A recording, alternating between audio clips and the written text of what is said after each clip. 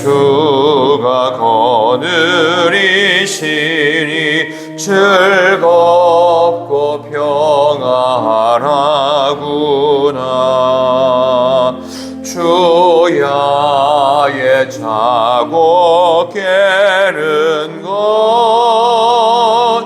예수가 거느리시네. 주 날 항상 돌보시고 날 친히 거느리시네.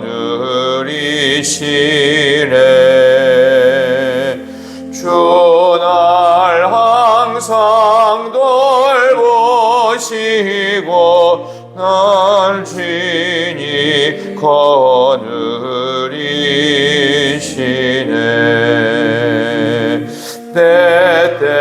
때때로 괴로움 당하며 때때로 기쁨 누리네. 풍파 중에 지키시고 평안히 인도하시네. 주 날 항상 돌보시고 날 친히 거느리시네. 주 날 항상 돌보시고 날 친히 거느리시네.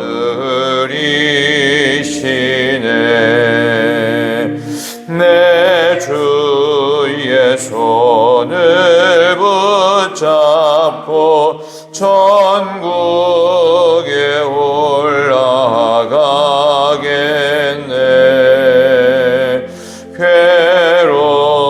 괴로우나 즐거우나 예수가 거느리시네.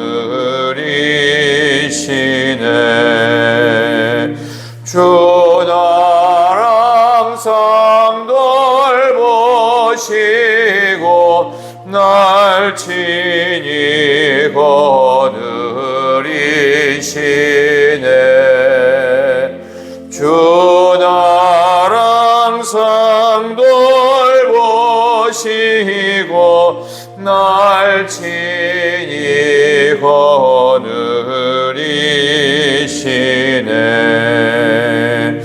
이 세상 이별할 때에 마귀의 권세 이기네. 천국에 가는 그 길도 예수가 거느리시네. 주 날 항상 돌보시고 날 친히 거느리시네. 주 날 항상 돌보시고 날 친히 거느리시네.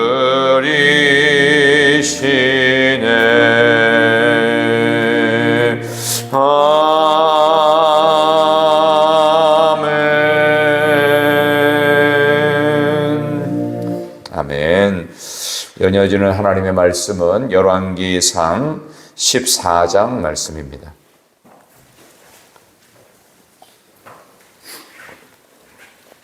열왕기상 14장 21절에서 마지막까지입니다.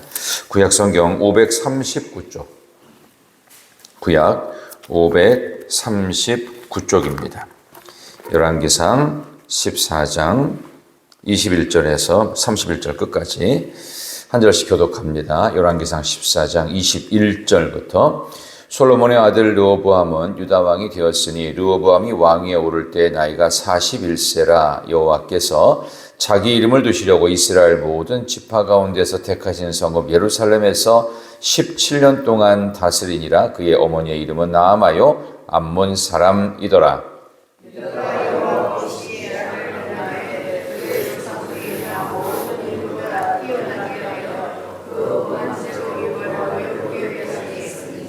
이는 그들도 산 위에와 모든 푸른 나무 아래에 산당과 우상과 아세라 상을 세웠습니다.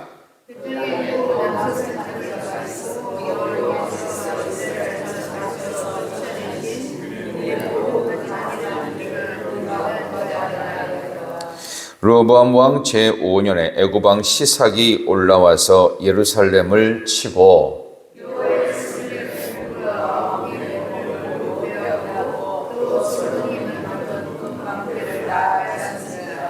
르호보암 왕이 그 대신 노스로 방패를 만들어 왕궁문을 지키는 시위대 대장의 손에 맡김에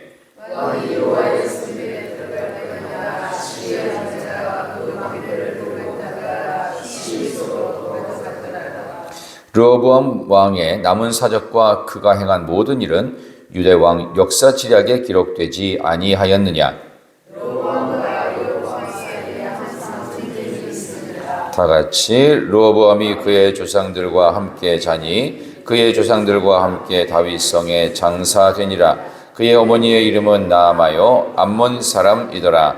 그의 아들 아비얌이 대신하여 왕이 되니라. 아멘. 잘 읽으셨습니다. 주신 말씀으로 내 안에 보배를 자랑하는 인생, 내 안에 보배를 자랑하는 인생이라는 제목으로 말씀 증거하겠습니다.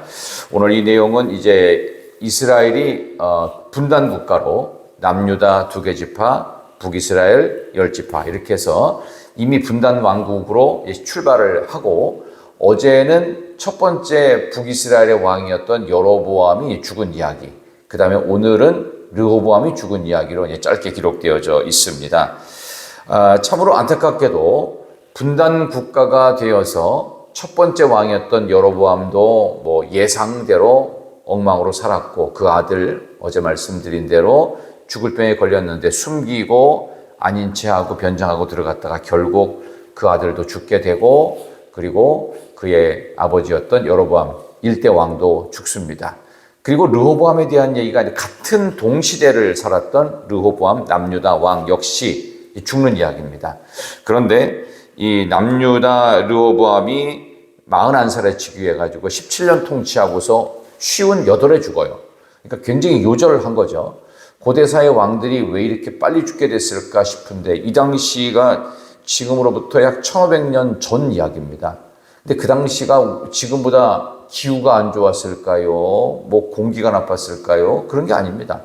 전쟁 때문에 빨리 죽었다는 기록도 없습니다. 근데 왜 이렇게 일찍 죽었나? 당시 왕들이 오래 살지를 못합니다. 대개 이유는 뭐냐 하면은 탐욕 때문에 그렇습니다. 죄 때문에 그렇습니다. 고대 왕들이 거느렸던 일반적인 고대 사회 왕들의 가장 외교 정책은 결혼 정책이었어요.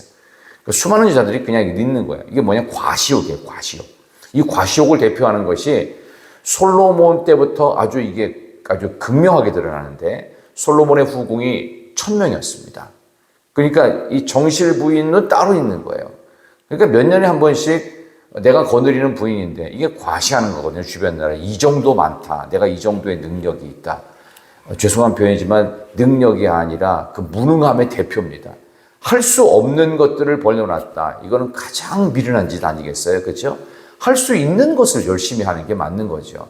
그러니까 우리가 할 수 있는 역할들은 하나님께서 제한해 놓으셨어요. 제한됨 속에서 행복을 누리라고 말씀하시는 겁니다. 모든 걸 다 하는 것이 행복이다? 해보십시오. 옛날에 이미 야곱이 4명의 부인 거느렸잖아요. 라헬을 사랑했는데 라헬을 안 주니까 레아만 했어야 되는데 이게 더 복잡하니까 몸종까지 해서 몸종 통해서 막 아들 낳고 막 이런 복잡한 일이 벌어지잖아요. 그러니까 이스라엘 나라의 이미 역사를 통해 알고 있음에도 불구하고 주변의 강대국들이 나라들이 다 그러니까 본인도 그 흐름을 따라간 거예요. 인기 따라가고 유행 따라가고 세상 사람들 박수 치는 거 따라가고 그리고 사람들이 환호하는 것 따라가다가 망한 꼴, 그게 솔로몬 때부터 이미 분위기를 만들어 갔죠. 근데 참 묘하게도 여러분이 그토록 좋아하는 다윗은 그런 일들이 있지만 여자들에 대한 얘기가 거의 나오지 않습니다. 그 왜 그럴까요? 그만큼 하나님께서는 다윗 기억하는 내용 중에서 다윗이 여자에게 휘둘리지 않았다는 이야기를 밝히고 싶으신 겁니다. 그런 점에서 하나님이 주신 은혜, 내게 주신 은사, 내게 주신 조건 안에서 마음껏 감사하고 마음껏 충성하고 하나님을 향해 집중하는 인생, 그것이야말로 가장 복된 인생인 줄 믿습니다. 짧은 에피소드를 르호보암 왕에서 소개하는데 왕이 41살에 즉위해서 58까지 살면서 있었던 일들이 참 답답하게 죄만 저지릅니다. 오늘 그 죄의 민낯이 나오는데요. 오늘 21절 끝에 보면 참으로 흥미롭게도 북이스라엘의 왕들은 아버지가 누구냐를 기록하는데 남유다 왕들에 보면은 엄마가 누군지가 나와요. 이름도 나옵니다. 출신도 나오고요. 21절 끝에 한번 21절 한번 읽어보십시다. 솔로몬의 아들 21절 다 같이 시작.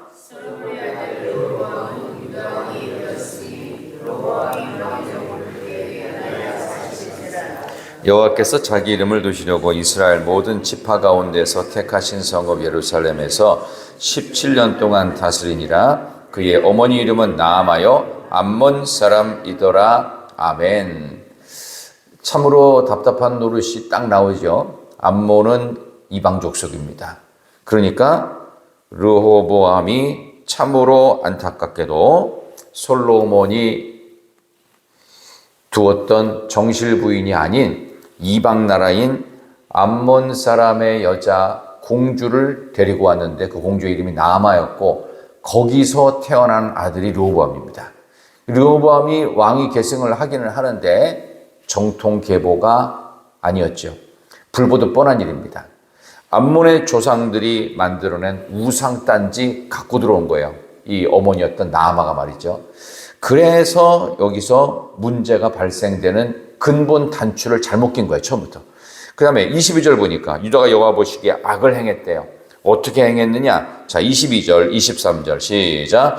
유다가 여호와 보시기에 악을 행하되 그의 조상들이 행한 모든 일보다 뛰어나게 하여 그 범한 죄로 여호와를 노엽게 하였으니 이는 그들도 산 위에서와 모든 푸른 나무 아래 산당과 우상과 아세라상을 세웠습니다. 24절까지 그 땅에 또 남색하는 자가 있었고 여호와께서 이스라엘 자손 앞에서 쫓아내신 국민의 모든 가증한 일을 무리가 본받아 행하였더라. 아멘. 좋은 얘기 한 개도 안 나오죠. 결국은 시작부터 잘못된 거예요. 그래서 믿지 않는 자와 멍해를 같이 하지 말라는 말을 또 한 번 생각해야 됩니다. 그러니까 결혼을 잘해야 되는데 이미 결혼하신 분 이혼하고서 믿는 사람하고 다시 하라는 얘기가 아닙니다. 이미 주어진 건 그냥 가야 돼요. 또 전도하고 가정을 복음화시켜야 되는데 시작을 하기 전이라면 이왕이면 믿는 사람하고 하는 게 맞습니다. 그래서 자녀들의 결혼 문제, 요즘 결혼도 안 한다고 그래가지고 그것 때문에도 이제 시비를 걸고 서로 막 자녀하고 부모 간에 어렵다고도 하는데 중요한 사실은 이로 인해서 모든 것들이 다 문제가 됐다는 것입니다. 오늘 22절의 끝에 보니까 그 범한 죄로 여호와를 노엽게 했다. 노엽다는 말을 히브리어로 보니까 카나라고 돼 있어요. 이 카나라는 말은 뭐냐면 질투하다는 뜻입니다. 여러분, 이 질투하다는 표현은 남자들이 많이 쓰나요? 여성들이 많이 쓰나요? 여자들이 더 질투를 많이 하죠. 그럼 뭐예요? 이거는 너 죽고 나 죽자예요. 그렇죠? 그러니까 하나님께서 질투하신다는 표현을 쓰신, 질투하는 하나님이라는 표현을 언제 쓰시냐면 출애굽기 때 쓰십니다. 모세가 이끌었던 출애굽 이스라엘 백성들, 그 백성들을 향해서 하나님은 질투하시는 하나님이라. 너는 나 외에 다른 신을 내게 두지 말라. 10계명 첫 번째부터 기록하신 거예요. 이거를 어기는 순간부터 근본적으로 관계가 다 이게 찢어지는 겁니다. 그래서 이 부분에 있어서 범죄의 가장 큰 부분은 하나님을 질투한다. 결국 하나님의 분노가 극에 달하게 만들면 안 됩니다. 그게 뭐냐면은 하나님 이외에 더 좋아하는 것들이 생기는 순간부터 그때부터 그 사람의 인생은 망가져요. 그럼 하나님이 지켜보세요. 언제까지 저러고 있나. 근데 하나님은 질투든 질투지만 여기에는 사랑이 바탕이 되어 있는 거 아니에요. 네가 왜 나 외에 다른 것에 관심과 시선이 가니? 하면서 하나님께 모으시기 위한 거예요. 그렇기 때문에 23절에 산당, 우상, 아세라상, 그 다음에 24절에 남색하는 자, 이게 동성애하는 자죠. 그리고 쫓아내신 국민의 모든 가증한 일을 무리가 본받았다고 24절까지 나옵니다. 우상 숭배의 온상이 어디예요? 예루살렘 중심으로 남유다에 가 있었다고요. 다윗성에서 이런 일이 벌어지고 있다고요. 얼마든지 예수 믿는 사람도 이런 일이 벌어질 수 있다는 것입니다. 그래서 제가 부목사를 했던 그 옛날 그 서울 지역의 한 동네는 교회가 그토록 굉장히 컸던 교회입니다. 그 주변에 큰 교회들이 좀 모여 있었어요. 잘 사는 동네였습니다. 그런데 잘 사는 동네고 큰 교회가 있는데 불구하고 또 많았던 업장이 있었어요. 그 업소가 뭔지 아십니까? 점집입니다. 점집에 가는 손님들의 많은 부분이 돈 있는 교회 권사님들이 갔습니다. 왜? 교회에서는 뭔가 해결이 안 되고 답답하다는 거예요. 근데 하나님의 계획과 시간은 우리가 생각하는 것과 다르죠.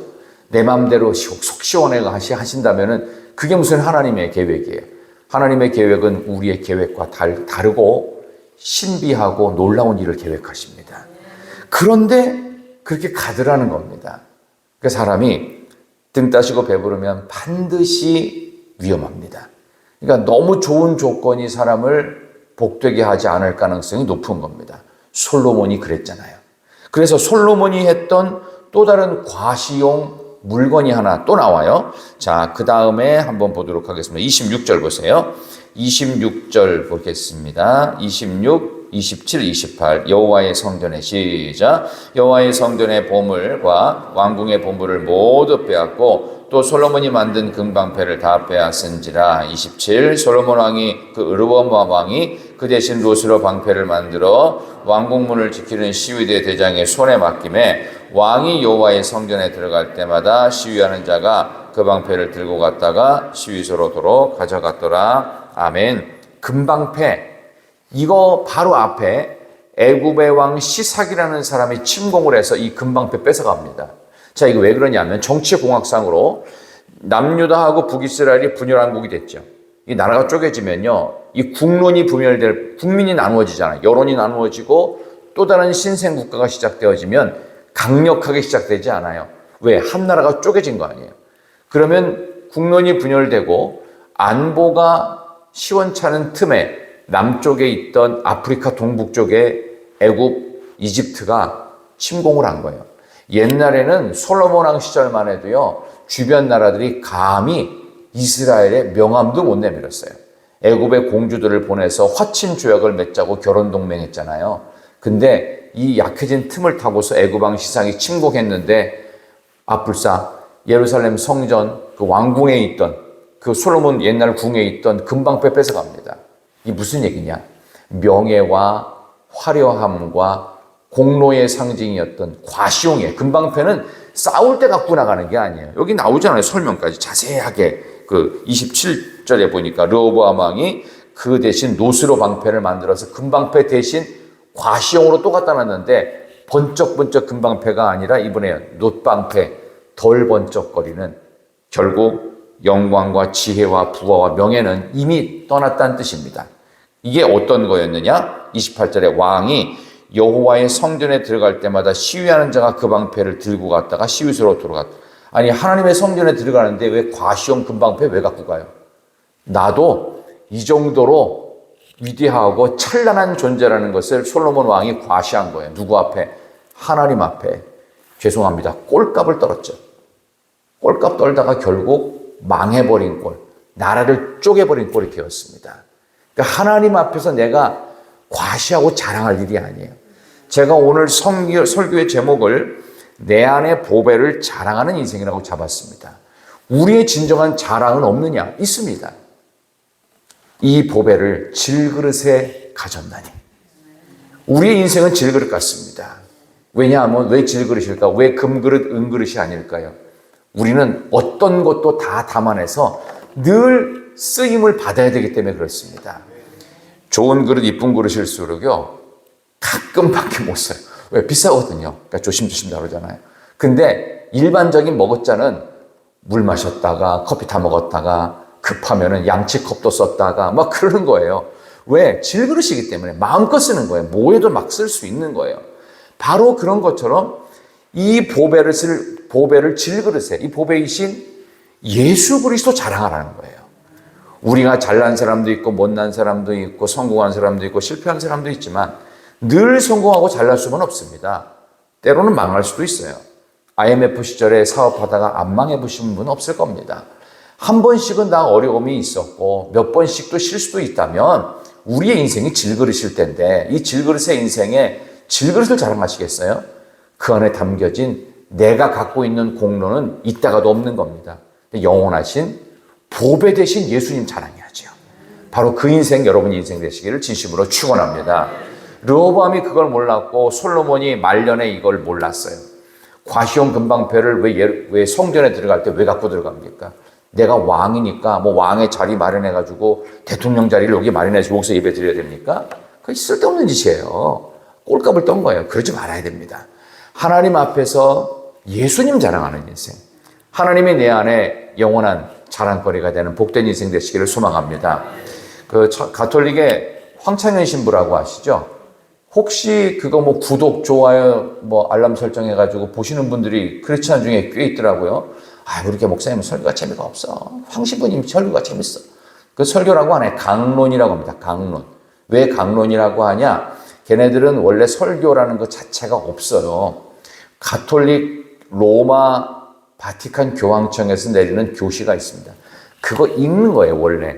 근데 그 중에서 약간 이단아처럼 밖으로 튀어나가면은 개신교회는 설교를 굉장히 잘합니다. 그래서 옛날에 그런 말 했잖아요. 지금 이제 그 소망교회에서 은퇴하시고 그 아들 목사님하고 함께 가서 일부 예배 설교만 하는 그 곽선희 목사님을 모셔다가 가톨릭 신부님들이 강론에 대한 특강 들은 거 아세요? 그런 일이 있었어요. 왜? 강론이 너무 재미없으니까. 가톨릭 신자들이 싫어한대요. 그래서 좀 강론도 재밌게 해보자 해가지고 당시 그 황금의 입이라고 알려진 곽선희 목사님 이제 그 현역 시절에 불렀어요. 그랬더니 이제 신부님들이 질문합니다. 목사님, 우리도 목사님처럼 이렇게 설교를, 우리는 강론을 좀 재밌게 우리 가톨릭 신자들에게 하고 싶은데 어떻게 하면 잘할 수 있을까요? 했더니 그 곽선희 목사님 뭐라고 하는지 아세요? 뭐 테크닉을 익혀야 됩니다. 설교학 공부를 해야 됩니다. 성경을 좀 재미있게 하기 위해서 뭐 이것저것 예화도 써야 됩니다. 이런 얘기 안 하고 딱 한마디만 했습니다. 뭐라고 했느냐? 신부님들 결혼을 하시면 됩니다. 그러면 이야기거리가 많아집니다. 그 근본적인 부분을 지적한 거죠. 제가 이 말씀을 드리는 이유가 뭐냐 하면 오늘 여기 나오는 르호보암이요. 지금 가톨릭에 대해서 얘가 일부러 공격을 하려고 하는 것이 아닙니다. 개신교 이외의 모든 세상 종교는 세상과 혼합주의의 길을 걷고 있습니다. 가톨릭에서 왜 제사를 허용하지요? 제사 허용하지 않으면 신도들이 안 온단 말이에요. 왜? 배타한다고 생각해요. 근데 우리 개신교는 끝까지 그렇다 하더라도 욕을 먹더라도 그걸 고수하고 있습니다. 왜? 나 외에 다른 신을 내게 두지 말라. 질투하시는 하나님. 이로 인해서 하나님의 진노가 끝에 달한 것이 바로 이러한 신앙 역사의 기록이기 때문입니다. 하나님 이외에 어떤 것도 더 사랑하는 것이 들어오는 순간 그것은 우상이 됩니다. 그게 돈일 수 있고 그게 자식일 수도 있습니다. 그게 나의 업적일 수도 있고 내가 그토록 화려하게 생각하는 몇 대째 신앙생활인 것일 수도 있습니다. 우리의 자랑은 보배이신 예수 그리스도. 질그릇에 보배이신 예수 그리스도를 담아있는 것을 자랑했던 사람이 누구냐? 질그릇같이 깨지고 실수하고 엉망이 되고 말년까지 치명적 범죄 3가지를 다윗은 계속했다는 기록이 고스란히 성경에 다 나옵니다. 이 부끄러운 역사를 왜 자꾸 들춰낼까요? 그럼에도 불구하고 다윗은 질그릇같이 깨진 인생 속에 보배이신 예수를 담았다 이거예요. 예수 담을 수 있다면 그 인생이 가장 복될 줄 믿습니다. 우리의 인생 가운데 많은 실패가 있고 좌절이 있지만, 낙심이 있지만, 보배이신 예수 그리스도를 닮는 순간 예수가 거느리시니 즐겁고 평안하구나. 내 인생의 겉모습은 질그릇같이 초라할지라도 내 안에 담겨진 예수 그리스도가 영원토록 반짝거리시고 영원토록 빛나시고 영원토록 내 인생을 찬란하게 해주시기에 나는 모자랄 것 없으나 내가 자랑할 수 있는 우리의 입술은 예수님 자랑하는 복된 시간 여러분 되시기를 진심으로 축원합니다. 하나님 감사합니다. 우리 인생 가운데 죄의 중독성과 전염성을 참으로 무서워하게 하시고 죄를 멀리하고 미워하게 하여 주옵소서. 다시금 하나님 말씀이 기준이 되어지고 삶의 원칙이 되어져서 살아가는 삶이야말로 하나님을 하나님으로 인정하며 내 안에 보배이신 예수님 자랑하는 인생인 줄 믿습니다. 나라의 분열을 틈타서 애구방 시삭이 그 과시용 금방패를 뺏어갔을 때 놋방패 만들지 말고 하나님께 더 매달렸어야 되는데 다시 놋방패 만들며 더 교만해졌던 르호보암의 전철이 우리의 모습이 되지 않도록 하나님 오늘도 말씀이 이끌어 가시고 주님께서 내 인생의 보배가 되시는 복된 하루가 되게 하여 주시기를 예수님의 이름으로 기도하옵나이다. 아멘. 하늘에 계신 우리 아버지